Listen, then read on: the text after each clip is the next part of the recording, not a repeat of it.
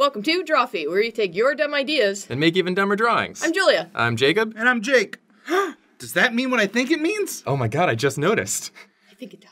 They said it was too dangerous to happen again. YouTube cops were on our ass for months. But we did it, man. Fuck the man. The J Crew is back. J Crew! Edit in some air horn sounds there, Nathan, please. Thank you. So Jacob, what are we doing? Today we're doing what I like to call poses and closes. Poses and closes. That's all the information you need. Oh, are we about to get some, drawing tips from two professional illustrators? Probably not. Maybe. I'll promise you this. I'll give you one tip over the course of this video. Oh, but not right now. I thought that was like a precursor. Here's a tip. I mean, dynamic poses is really important in drawing if you want to catch the eye, if you want your drawing to be interesting. Yeah. There's a lot of key phrases, kind of you want curves and straights and lines of action. Right. Julia, what do you think goes into a good pose? There's a weird animation rule where the more diagonals in a drawing, the better. Mm-hmm. I can already see, Jacob, you're doing something very important. You're making the pose asymmetrical. Makes it more interesting, kind of makes you pay attention to what's going on. For sure. Just to fully explain our premise before we continue, I'm going to draw a pose for Julia. Yeah. Julia's going to draw a pose for me. Yeah. And then we're going to put closes on those poses. Yeah. To show you how to do some fabric and some clothes onto different kind of dynamic poses. Yeah, but you'll be putting closes on my poses. Yes. And I'll be putting closes on your poses. That is correct, yes. And I will be supposing erroneously. Guys, that was Jake Young, everybody. That was an old-timey show tunes reference that exactly none of our audience will get. Not even any of us got it. What? Moses supposes his clothes are roses. So I got that pose is looking real nice. I got some kind of boogeyman. Yeah, no, you got a jaunty, the head is cocked sideways, the arms are wriggling to and fro, he's got a spring in his step, There's you're communicating. Sorry, yeah. what I meant when I said boogeyman was a man who is boogieing. Not like the spooky boogeyman, like the happy boogeyman. Oh my god. He shows up in your room at night and you're like, oh yeah, dude. It's the boogeyman. Nice. Just like a weird spindly hand grabs your closet door and slowly opens it, but then it's just like... And then this guy just boogies his way... He just boogies his way out of your closet. Dancing. I believed in the boogeyman when I was a kid, but mine just looked like Jamiroquai. He moved without walking? Yeah. Every night, your parents would come in your room because they'd hear a ruckus, and they would find you just dancing down alone. You'd be like, "No, I swear, he was just here. I promise." Virtual reality. Always seem to. All right, Julia, that's your pose. Oh, very cool. Nice. Here's your good boogeyman. You want to give me a pose? Yeah, I'll draw a pose. Hop on in here. Thanks, dude. So what I'm going to do, because my brain does not work in poses for some reasons, I'm going to sketch it out, which might actually help people when they're thinking about how to draw stuff like this. Oh yeah, Julia's doing the actual tutorial part of sketching, which at this point I mostly skip. I just go for torso blob, arm blobs, leg blobs. Sometimes when my brain just isn't working right, I have to go all the way back to thinking about the skeleton of things. Which, we all have those days. Whenever Julia thinks about skeletons, it gets her really amped up and ready to work. I love skeletons, man. I mean, they just ain't got none of the bumpy parts. They got none of them, man. It's all hard edges and lines. I also really want to start an old-timey, dive bar called Torso Blobs. Welcome to Torso Blobs. The specials today are Bud Light, and Shut Up. Here's another action tip that I might be misremembering from college, which I feel is most of my life is misremembering things from school. When you want to make something really dynamic, you take your shoulder line and you make it counter parallel. Oh, these are them diagonals you was talking about. Diagonals, but they go in opposite directions, so it's a wedge of power. It is a wedge of power. A cheese wedge of power.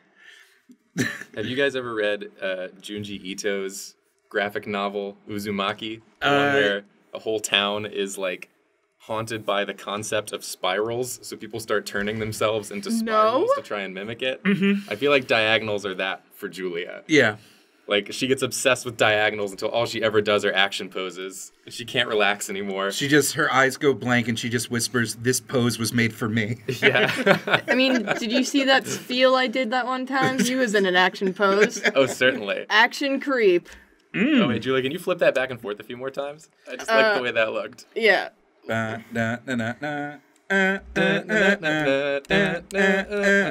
When you do it enough, he looks both like a pirate ship and like Pride Rock from Lion King somehow. Just real fast, you can make the boogeyman do that as well. Okay, hold on. I'll just groove this. Well, you can tell by the way I use my walk. I'm a woman man. No time to talk. You can If you wanted to know what our Snapchat is like, that was basically it. Do you remember that time when the Bee Gees became a band full of nothing but cats after their song? That is a fun. That is a fun car game, is like if you really want to drive the people in your car nuts, just sing a song entirely out of meows. Is that the whole game? That's the whole game. So like whatever's on the radio. Last one who survives is the winner, if you can call it that. Julia, I don't know if this like technically qualifies as a game. What is the win state of singing songs? How are you balancing the various meow songs for maximum competitiveness? What's the meta? Yeah, what's the meta? There is none. This game needs a patch. Meowing to Katy Perry is overpowered. Yeah. Oh, it's fucking bullshit. They introduced that new barking mechanic. The simplicity of the game was ruined. Oh, look at that sharp butt. That's a pointy butt, Julia. The closer your butt looks like a toaster, the better. Oh, we're getting into some deep drawing knowledge now. Yeah, that's the first thing she learned. Art class, day one. I entered my art college, and they said, guys, you know what you really should do? All butts should look like toasters. And I was like, that's the only thing. And they were like, that would be $30,000. Yeah, it's the only thing I'm going to correctly remember from college. And, of course, we all remember in the 1940s when Picasso started drawing them like toaster ovens instead of their usual pop-up toasters and revolutionized the entire art scene. Oh, of course. Oh, you mean the toaster oven movement? Yeah. Yeah. I believe it was pop art. Oh, Jake. Don't worry, that part gets deleted. Ooh, Jake. Sweet Jake. Sweet boy Jake. Here's a lesson we can teach. Don't make uncomfortable tangents when you're drawing. That's when, like, a set of lines kind of bumps into another set of lines in a way that can be visually confusing. Or like where Julia almost had that elbow so that the point of it touched the line of the knee. It can, like, confuse the eye into thinking they're both on the same plane. Yeah, it's a very not good thing. I mean, you can fix that when you close this dude. That hand is just... You don't need to detail him too much. That hand is just a mess. Doing my own thing. Oh, you know he's going to be adding oven mitts to all these hands. Yeah. It's going to be a mess. I'm going to teach you how to avoid drawing hands and feet. Oh, the Rob Liefeld technique. The Rob Liefeld technique. A forbidden technique.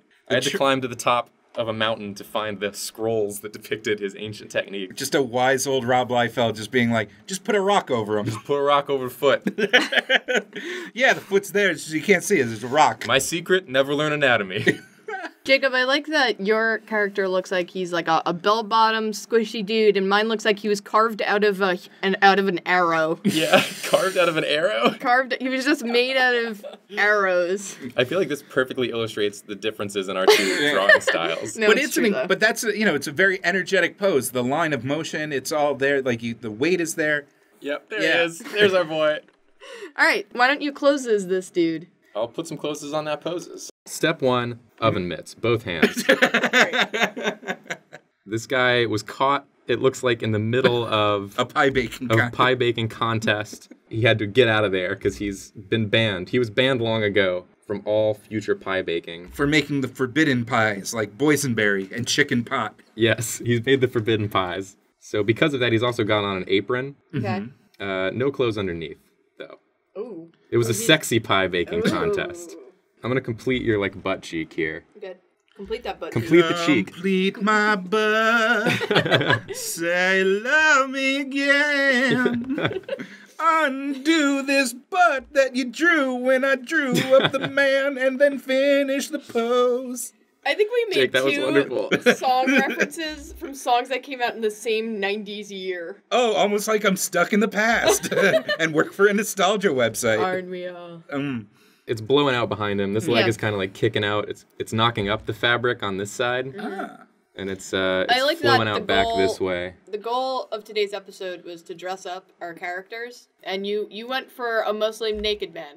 Yeah, I don't know, something about him. Like, I didn't want to take away. I mean, those are very modest oven mitts, like... Very modest oven mitts.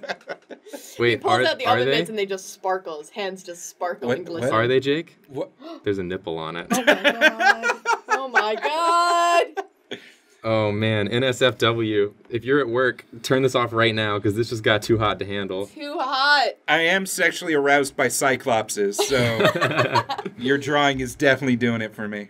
Oh, I want to put some frills on his apron. Because if there's one thing about this guy, he's non-gender conforming, you know? He doesn't feel like just because he's a burly man, he can't enjoy wearing a lacy apron. He's dressed to impress. He's dressed to impress. How else are you going to win a sexy pie baking contest? For the last time, it's just a pie baking contest. Please put on some pants. It's a blind one at that.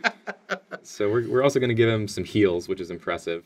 Oh, I can't even walk in heels. So that man's running in heels and naked. Jeez. Yeah, he's running in heels. That's very impressive. I'm into this so far. Maybe he's got like some hose going on, like some thigh highs. Oh, okay. Oh, all right. Were you also thinking ludicrous?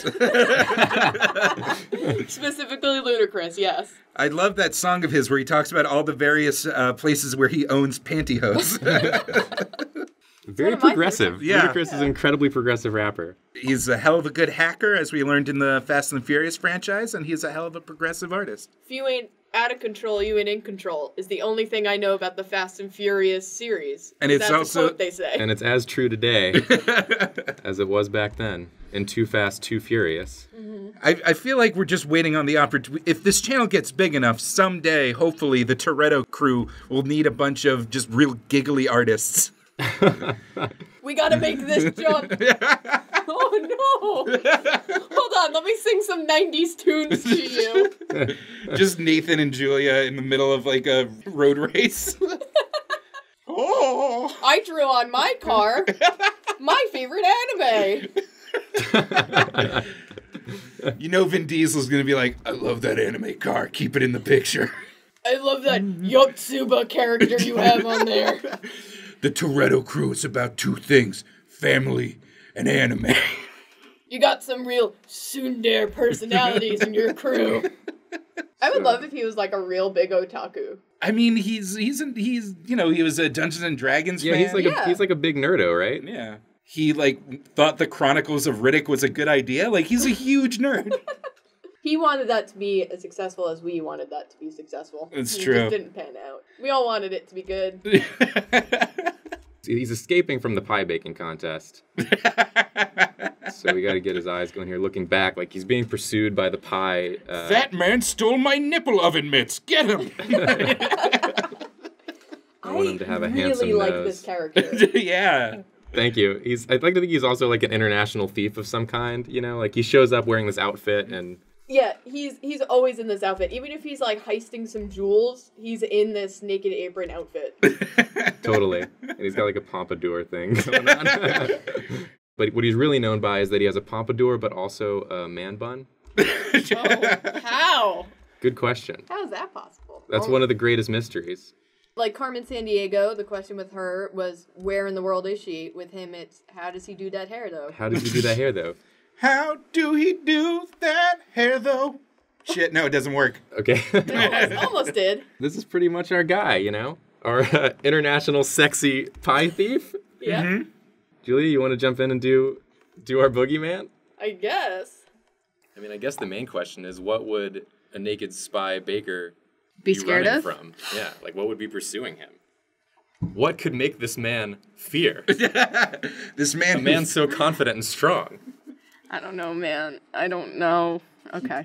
He doesn't fear the International Pie Regulatory Committee? No.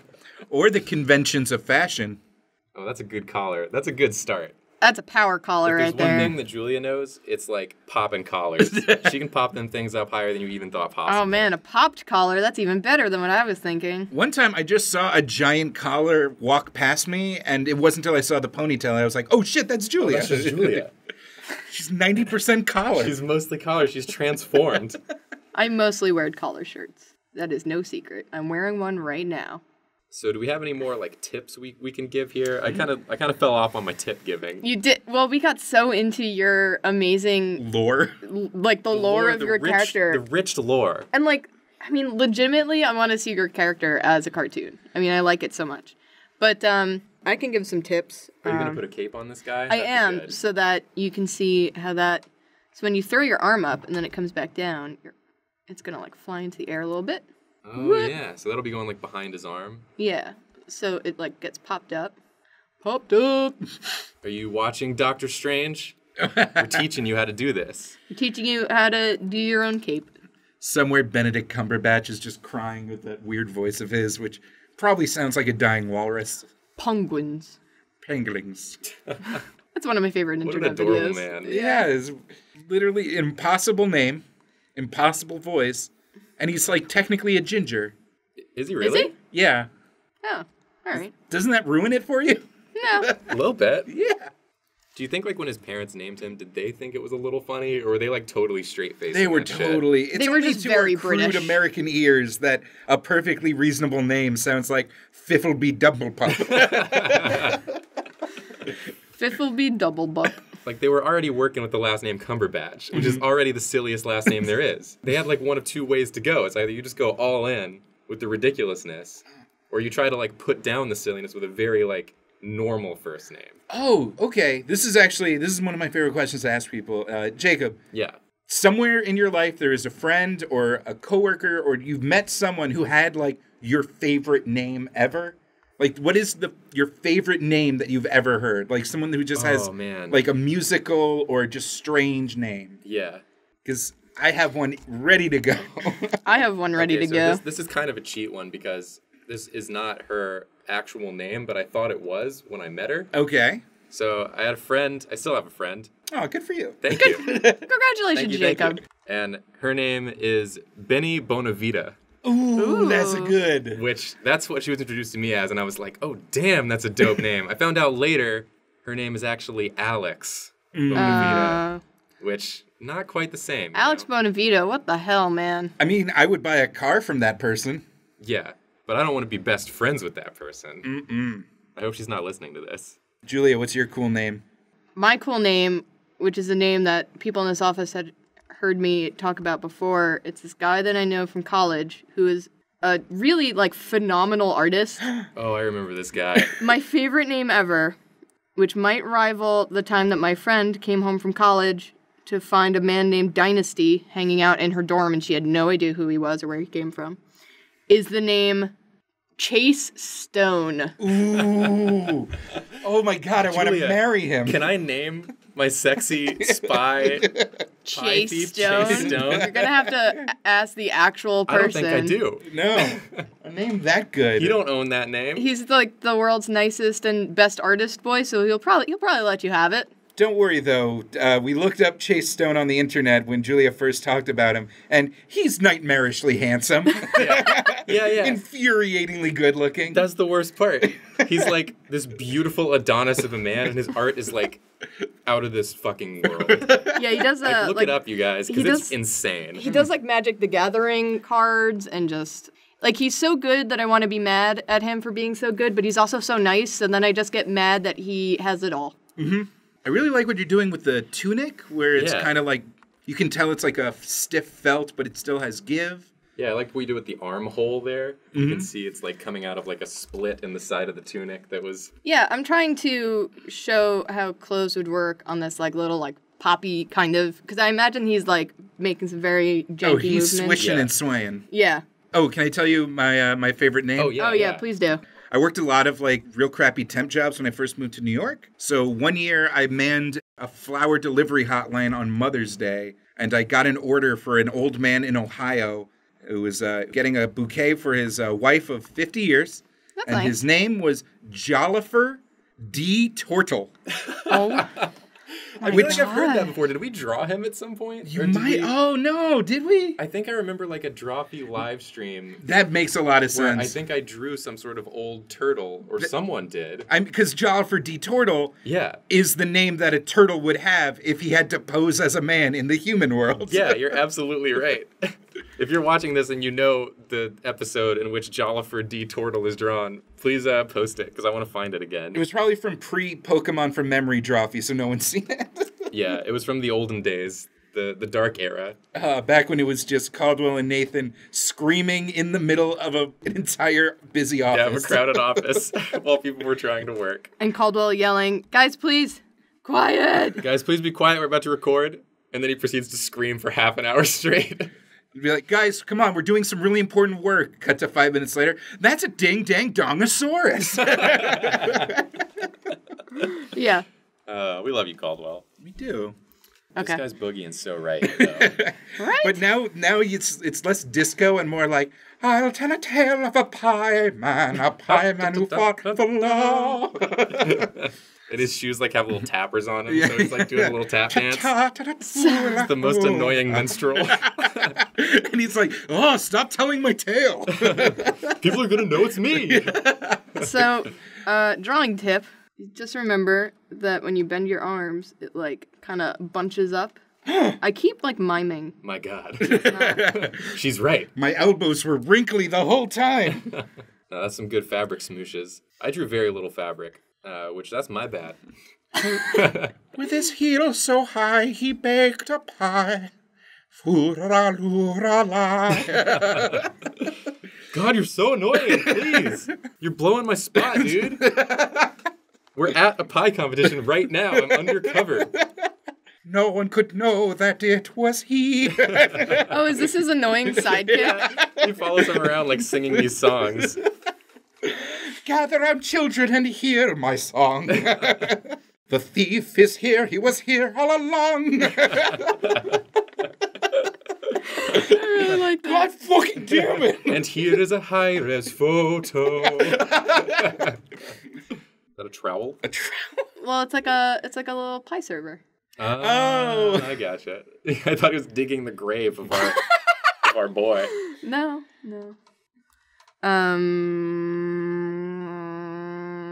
Oh, you're right. I'm sorry. Yeah, Julia broke for a second. I can't tell if she's like, and she's just like, she's down with the drawing now. She's just like, yes, this is my life now. My brain has shut off. Julia also does go deep into the art zone, though. Like when she gets to drawing, there ain't no clawing her way back out of the art hole. Thank you. I would like to hire you as a lyricist. I've been following a thief around the nation. I'm looking for a sweet gig. I was laughing about this little dude. I just took a moment to sit back and look at him. He stole the pie and looked so fly. If I can make one request, Julia. Yeah. Oh God. Uh-oh. Yeah. Why are his eyes black? No, continue. What was your request? I was gonna say eyelashes. Oh, I can do that. Nice lashes popping off the sides. Yeah, no, that's fine. Mm-hmm. Julia, please don't horror up our adorable minstrel boy. I know when you get that tone in your voice, you're going to the dark place. You're going to the dark zone. So your Baker Spy, has really cool hair. I think that his little sidekick that he's running away from would just have really dumb hair. Oh, nice. A big mushroom bowl cut. I love it. That's a perfect hairstyle for him. Welcome back. Master! Master! I haven't finished telling your story. That's his talking voice. And his singing voice is like, I did it. Hey, wait. Where'd you go? Don't you want to hear more songs? Please, I live on tips. I need tips. He's a little mushroom boy. That hair does not make sense. He looks like an acorn. That's where he found him. I'm from the woods. Die-dee-dee-die. I exploded out of an acorn alone in the woods. Please. So, listen to my songs about pies. You know what? He has a mushroom haircut, so I think what his specialty would be, while Spy Dude is good at pies, he's good at pizza pies. Oh. He's a pizza pie boy. He's like a pizza pie magician, man. Look Pizza at this Pie dynamic Piper. duo. The Pizza Pied Piper, Jake. Oh my God. Jake, you did it. I did it. I want there to be a whole rogues gallery for Maybe we'll have a follow-up for episode. Chase Stone, the sexy pie thief. Chase Stone will return in A Blueberry Never Forgets. Oh my god, I can't believe his name is going to be Chase Stone. I wasn't even that close of friends with Chase Stone. Well, I've had like a handful of conversations with him. Well, I'm going to have to explain this one to him. Just gonna be like, hey Julia, a bunch of tweens have been yelling at me about pies. Do you know anything about this? Any chance you might know what the fuck? Hold on, wait, we didn't do his voice right. Julia, hello, it is I, Chase Stone. Oh yeah, you have a better low cool guy voice. I've noticed a lot of messages from the tweens of the internet. While I appreciate the shout out. Oh no. Sorry, Chase. Next time you could ask permission, please. From me, Chase Stone. Okay.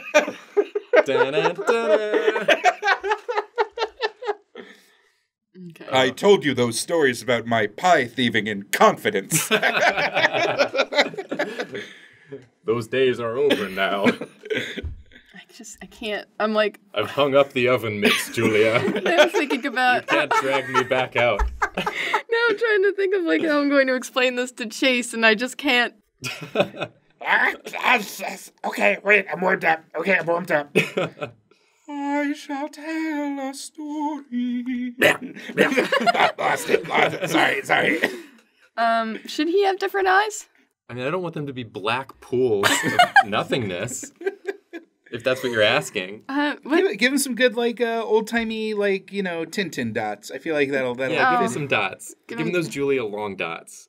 I feel like people are going to be disappointed that I didn't horrify this up. I mean, we've done some horrifying things this episode. Yeah, this one was all about the lore. We didn't expect there to be such a rich continuity in this episode when we started. Too into it to also remember how to teach about clothes and poses.